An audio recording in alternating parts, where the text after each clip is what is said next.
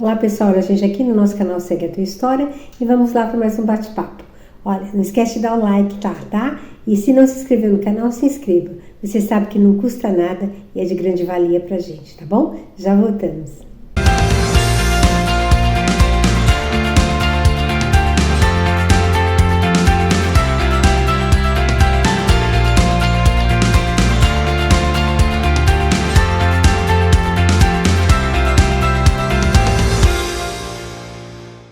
Então, pessoal, como é que estão vocês? Espero que estejam todos bem. E eu gostaria de conversar hoje com vocês sobre uma palavrinha e uma palavrinha que ela significa muito no sentido de traduzir o gesto, uma ação. E essa palavrinha se chama compaixão. Você tem compaixão pelo outro? E antes de você responder isso, eu acho que é importante a gente entender, né, o que significa compaixão, né?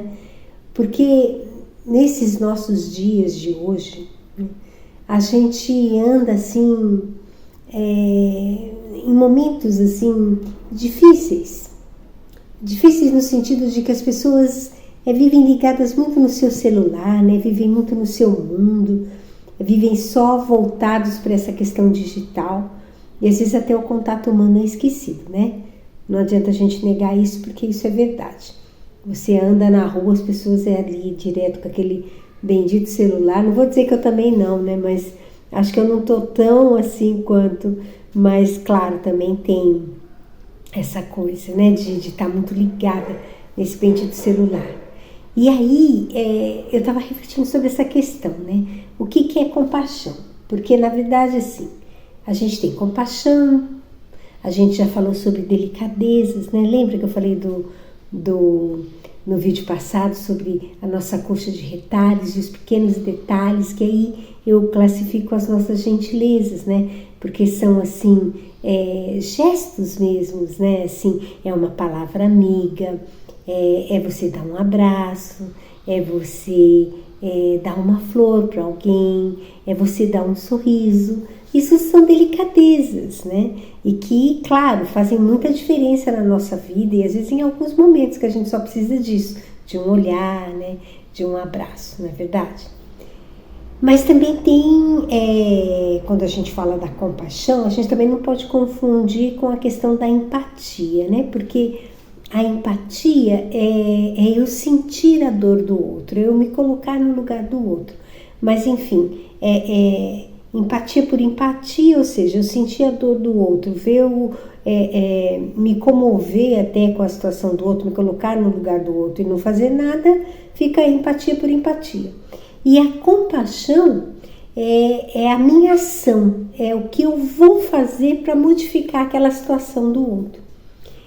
E isso para mim essa semana bateu forte no sentido assim da gente ver tantas dificuldades, as pessoas assim com tantos problemas às vezes assim, e eu tenho a oportunidade de estar ouvindo essas pessoas, né, e da gente ter essa escuta, e aí a gente fica se questionando sobre quais são as minhas ações, né, o que eu posso fazer em prol do outro, no sentido de tirar o outro daquela situação.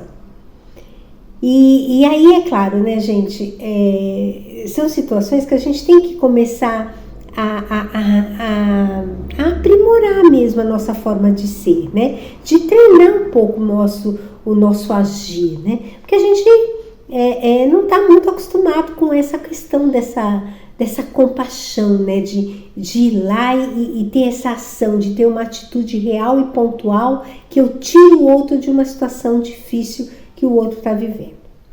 E é claro que quando eu falo sobre isso, eu acho que a gente também tem que refletir primeiramente internamente dentro da minha vida, dentro da minha casa, dentro do meu meio particular, né? Eu sou capaz de fazer isso mesmo?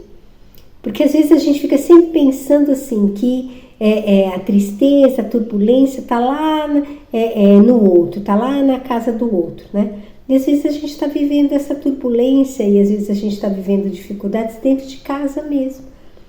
E o que eu faço para modificar essa situação?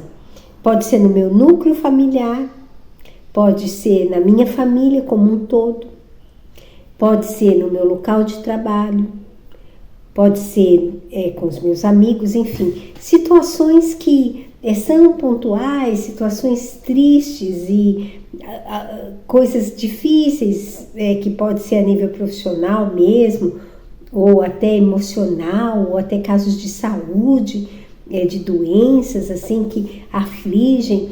E o que eu estou fazendo em relação a essas pessoas que eu tenho um vínculo, de alguma forma,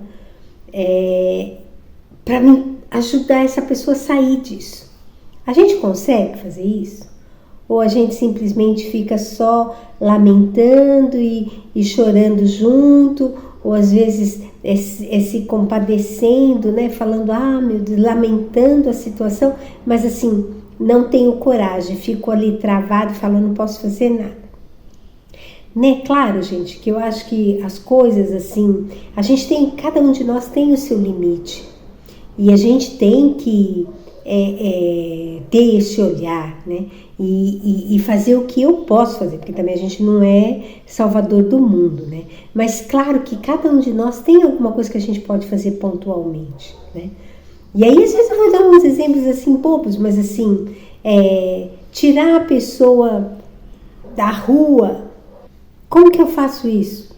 Eu consigo tirar alguém da rua se a pessoa está desabrigada? Nem sempre, né? Mas às vezes eu posso encaminhar essa pessoa, levar essa pessoa até um recurso do governo, enfim, apresentar ela a alguém que possa ajudar, porque às vezes eu não tenho um quarto, mas às vezes eu conheço uma pessoa que tem uma possibilidade de ajudar. Mas aí a gente fala, Selma, mas como que a gente vai colocar uma pessoa de fora, né? Dentro da nossa casa? Então, esses os questionamentos que a gente tem que fazer, né? Até que ponto eu estou disponível, né? E aí a gente sempre pensa lá fora, no outro, mas às vezes dentro da família mesmo a gente tem pessoas que precisam de uma ajuda mesmo, né? Precisa de um estender a mão mesmo, de eu saber aquela situação e falar, eu estou aqui, nós vamos fazer assim, estou aqui pronta para te ajudar. Quantas vezes a gente se dispõe a isso?